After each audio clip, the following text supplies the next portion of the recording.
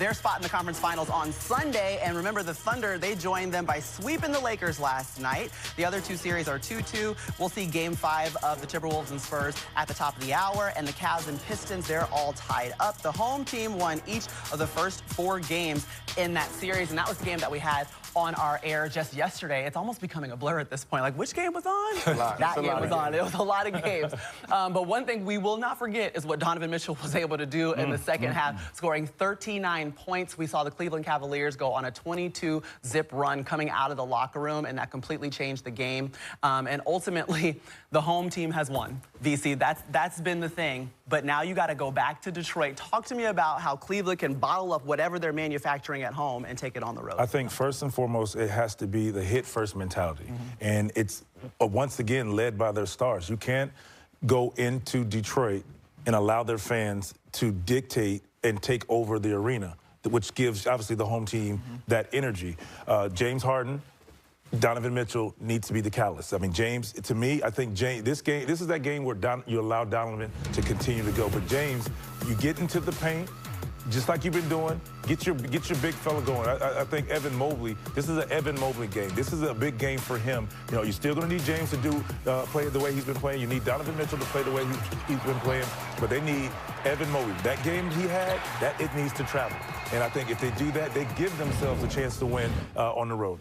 And one thing we've seen from James Harden, he's cleared up the turnovers, the assists, the things that you guys have been asking him for. That has certainly been what we've seen while they've been at home over the course of the last 2 games. Well, I mean, James said he don't, again, he don't listen to the noise. He said, what chatter? He knows. He knows he's been turning the ball over, man. And it's hard not to put yourself in that situation and look back and say, this is where I need to fix this.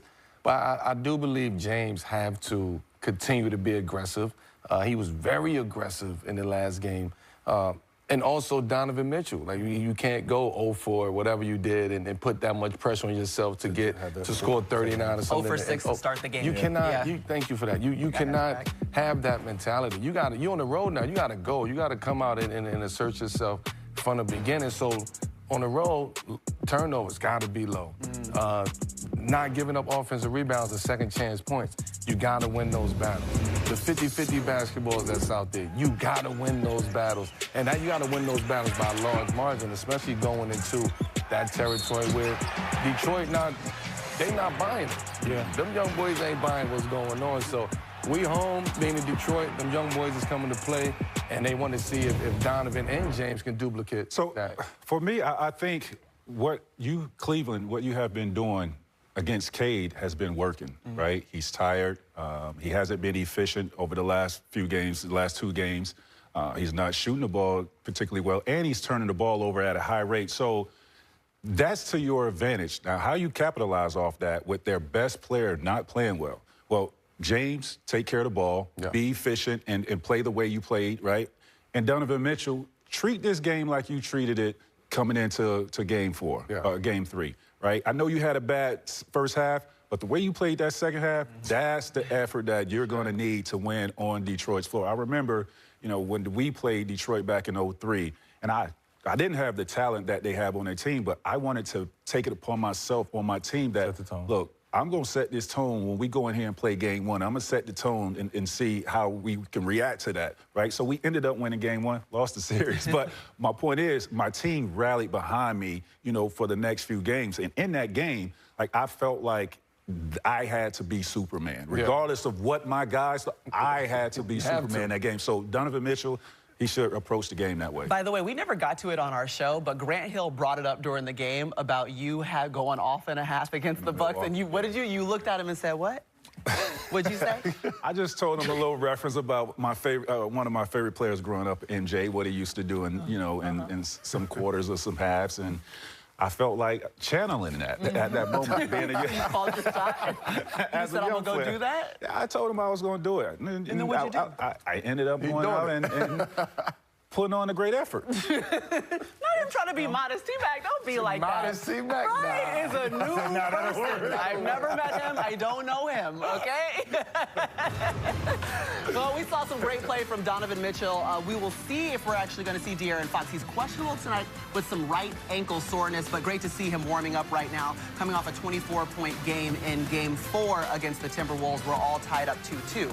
Victor Wembanyama, just 22 years old in his 3rd season. He's coming off his first ever career ejection in Game 4, but ready to go to battle today. And guess what? The Cousins, they're at the big board taking a look at the Defensive Player of the Year's impact.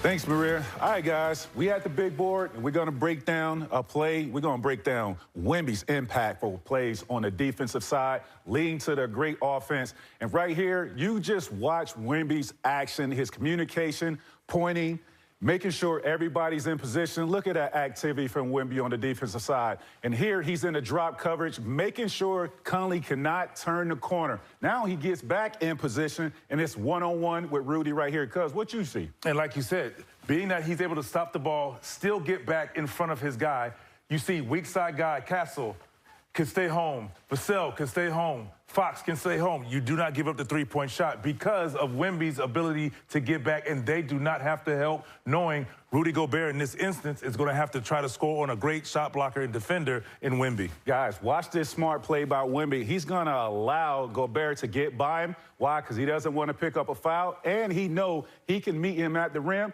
and he does exactly that.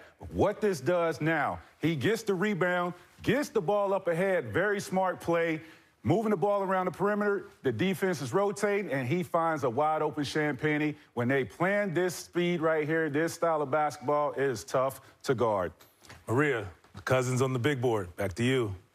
They got him out the sandbox to the big board. Good job, guys. All right, Jay Croucher, he is back for today's Star Player Parlay from DraftKings Sportsbook. Give us your picks, Jay. Yeah, I'm going to stay on the theme of Wemby and take Wemby to have at least 4 blocks tonight. Wemby, in the past 5 games where he didn't get ejected, he is averaging 6.4 blocks per game, which is obviously completely ridiculous. Expect he's going to be fairly motivated tonight after what went down in Game 4. Wemby kind of plays defense like a do-it-all free safety, a Kyle Hamilton type, which is handy because he's about to go up against the best wide receiver in the NBA, which is, of course, Ayo Dosunmu. I'm going to take Ayo to score 12-plus points tonight. Ayo has been catching the ball better than he's been shooting it in this series. He's shooting just 25% from the floor. I'm going to bank on that to regress as he ramps up from his calf injury. And then third and final leg, 2 words, Naz Reid. I'm going to take Naz to make at least 2 threes tonight. Spurs defense is amazing, but they do give up a lot of corner threes. And if anyone is going to punish them from there, it'll be Naz, Maria. All right, appreciate it, Jay. Your work here is done. We'll talk to you later. Meanwhile, we have to talk about LeBron James. He was swept by the OKC Thunder, and he really spoke in depth about his future in the NBA. We're going to take a listen to his comments and give our thoughts next.